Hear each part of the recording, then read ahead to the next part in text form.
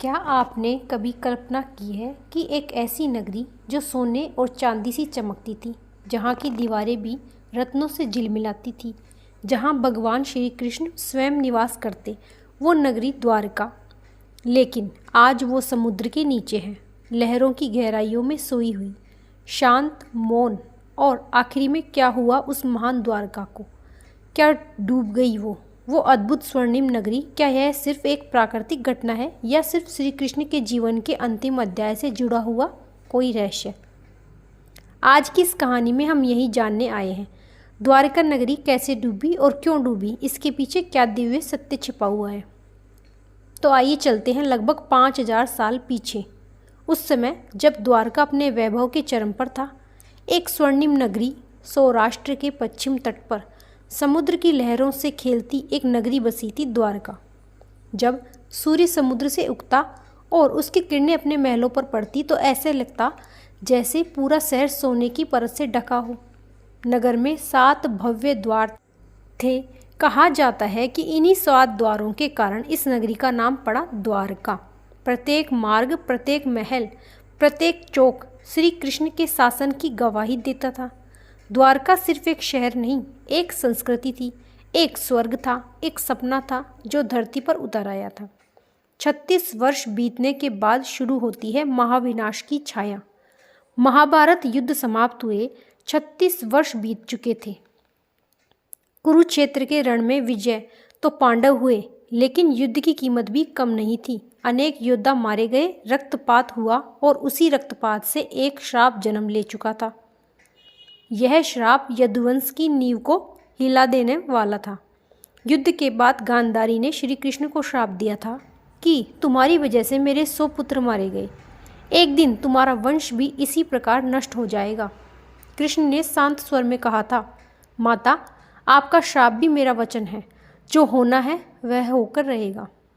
यही वो क्षण था जहाँ द्वारका के भविष्य का अंत लिख दिया गया था। एक दिन यदुवंशी युवराज सांब और उनके मित्रों ने ऋषियों के साथ एक घोर मजाक किया। सांब ने स्त्री के वेश में आकर ऋषियों से पूछा, महाराज बताइए मेरे गर्भ में क्या है? ऋषि क्रोध में तप उठे। उन्होंने कहा, तुम्हारे गर्भ में कोई बालक नहीं, एक लोहे का मूसल यानी गदा है। यही तुम्हारे कुल का विनाश करेगी। और अगले ही दिन वही हुआ। सांब के गर्भ से एक लोहे का मूसल निकला। राजा उग्रसेन ने आदेश दिया कि इस लोहे को बारीक पीसकर समुद्र में फेंक दिया जाए, लेकिन समुद्र ने उसे अपने भीतर ले लिया। जरूर, मगर वह विनाश का बीज बन चुका था। समुद्र किनारे उगी एक घास जिसमें लोहे का अंश था, और इसी घास से यदुवंशियों का विनाश होने वाला था। श्री कृष्ण अब जानते थे समय पूरा हो चुका है। उन्होंने द्वारका वासियों से कहा, अब यदुवंश पर संकट आने वाला है, द्वारका छोड़कर चलो प्रवास क्षेत्र की ओर। हजारों लोग प्रवास क्षेत्र पहुंचे और एक रात यदुवंशियों के बीच शराब बांटी गई। लोहे की गदा का चूर्ण समुद्र की घास में मिल चुका था। उसी घास से सैंडल नुमा पेय तैयार हुआ।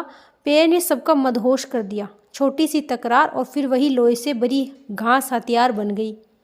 यदुवंश एक दूसरे पर टूट पड़ा। कुछ ही घंटों में श्री कृष्ण का पूरा वंश समाप्त हो चुका था। कृष्ण अकेले समुद्र किनारे बैठे। उनकी आंखों में संतोष भी था और विरक्ति भी थी। वह जानते थे जो हुआ वही होना आवश्यक था।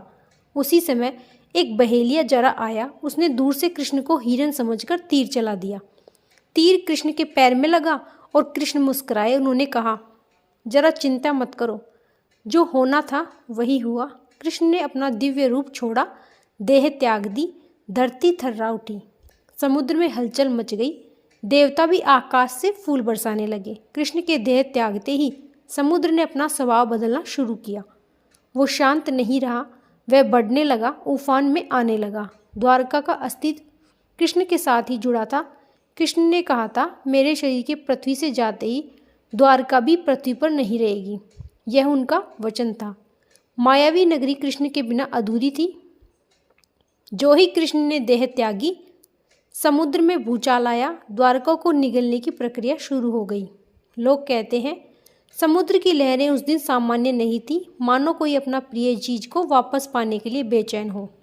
लहरें ऊंची उठी, गर्जना होने लगी, धरती फटने लगी, महल कांपने लगा। द्वारका के लोगों ने देखा राजमहल की ऊपरी मीनारें पहले डगमगाई, फिर एक एक करके ढहने लगी। बाजार, चौक, गलियां, दिनों की चीज़ें मिनटों में डूबने लगी। सोने की दीवारें, रत्नों से जड़े महल, संगमरमर के स्तंभ सब पानी में समाने लगे। लोग चिल्ला रहे थे, द्वारका डूब रही थी, समुद्र कुछ ले जा रहा है। और समुद्र मानो शांत क्रूरता के साथ नगरी को अपनी बाहों में भर रहा था। कुछ ही घंटों में द्वारका का वैभव, उसकी संस्कृति, उसका इतिहास, सब कुछ लहरों के नीचे चला गया। जहाँ कभी रथों की आवाज़ गूंजती थी, आज वहाँ सिर्फ पानी है। जहाँ कृष्ण बांसुरी बजाते थे, वहाँ अब समुद्री लहरों की प्रतिध्वनि है। जहाँ रुक्मणी का महल था, वहाँ नीली गहराइयाँ हैं। द्वारका के एक ही रात्र में समुद्र में हमेशा के लिए समा जाना। साल 1963 से लेकर हाल के वर्षों तक भारतीय पुरातत्व विभाग और समुद्री वैज्ञानिकों ने समुद्र के भीतर गोता लगाई और जो मिला वो अद्भुत था।